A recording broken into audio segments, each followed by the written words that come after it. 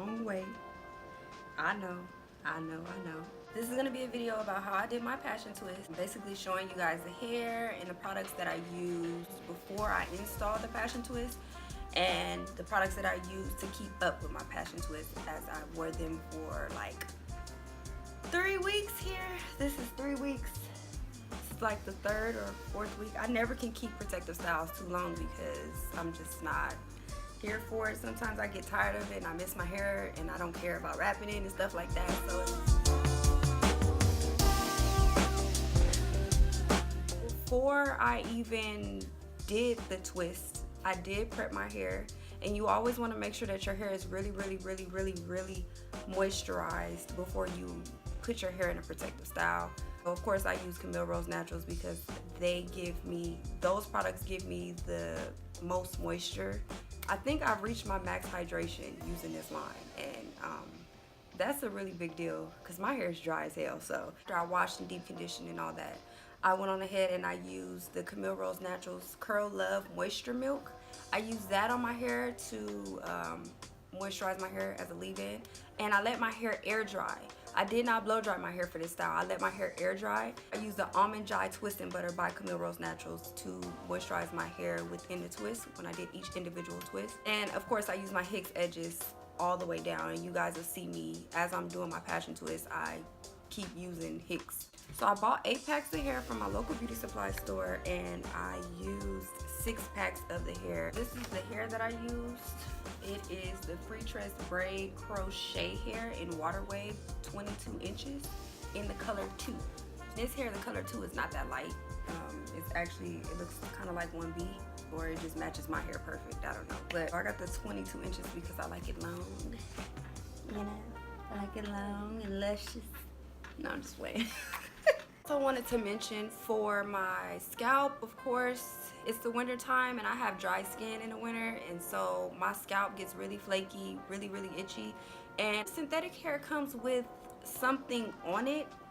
That's why a lot of naturals suggest that you soak your synthetic hair in vinegar and warm water before you use it, and you'll see all the stuff that they coat it with come off of it. That stuff really irritates my scalp, so I have to make sure that if I don't do that, that I have some type of oil on my scalp. I have 2 oils here that I swear by. I love this. This is from Camille Rose Naturals. This is a serum, and I think it's best used to seal after like a wash and go or a twist out or a braid out or something like that. It's a good sealing. This, however, this is for your scalp, sweetheart, okay? This is medicine to my scalp, okay? I had to run to the beauty supply store around the corner from my house. Not all the beauty supply stores have this. I just happen to be lucky to have it by my house. It's called Pretty Strands Hair Oil. It's made with organic ingredients, and it says it seals moisture, encourages hair growth, nourishes scalp, and reduces breakage. And it has coconut oil, olive oil, almond oil, castor oil, jojoba oil, palm oil, rosemary oil, lavender oil, and yeah. I had to go get me some of this, and I was good after that. I haven't had any flaking, any itching, it always works for me. So I would use these in conjunction on my scalp just to combat the itchiness and the dryness, and it did work. It worked very well for me. Also, I do my edges whenever I'm getting ready to go somewhere, and what I use with my edges is the Hicks Edge Control, and I also use the Eco Styler Gel on my edges as well to do the little swoopity swoop situation there. So when I installed the passion twist, I did the invisible root method. If you guys don't know what the invisible root method is, it's basically you take the 2 strands and you twist them in the same direction or the opposite direction. Sometimes I do the same direction, sometimes I do the opposite, and it still stays. So I don't know exactly which way I did it, but whatever way I did it on the video, y'all see it in here somewhere. I don't remember. You'll know which way is the wrong way because it'll start slipping and it won't hold. So just play around with it. That part is the hardest part of this. You just have to play around with that, especially when you're in the back of your head.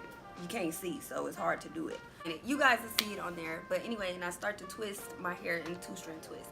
So that way it looks pretty much natural. It looks like it's growing out of your scalp instead of looking like you have like a bubble there, or you see the knot from the crochet or the knot from the start of the fake hair.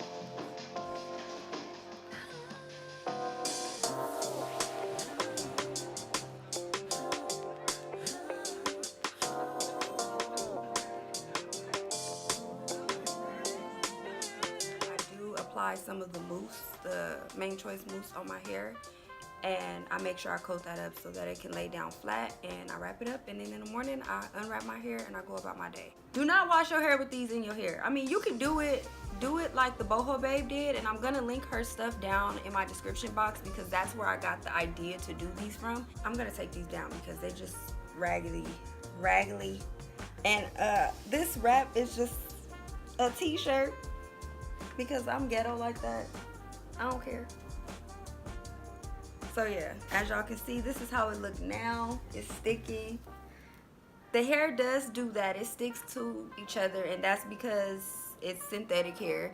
To combat that, that's why you have the mousse. You put enough mousse on there, it won't do that. But I've been neglecting my hair ever since I washed it. I washed one time, and I should have never done that the way I did it. That's how I did my passion twist. Nothing major, very simple. Anybody can do it. It doesn't take long either. It's not as long as in Goddess locks, okay? Y'all don't have to worry about that. So yeah, that's pretty much it. If you guys have any other questions about it, just comment, DM me. I might have missed something. Just let me know. I'll tell you guys. So thank you guys for watching. And yeah. See you next time.